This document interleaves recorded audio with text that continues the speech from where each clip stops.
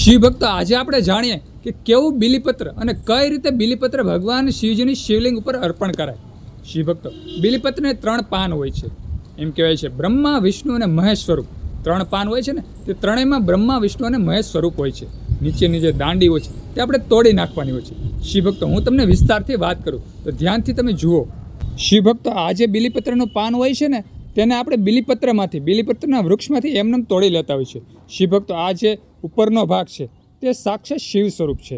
આ જે એક ભાગ છે તે બ્રહ્મ સ્વરૂપ છે. આ છે વિષ્ણુ સ્વરૂપ.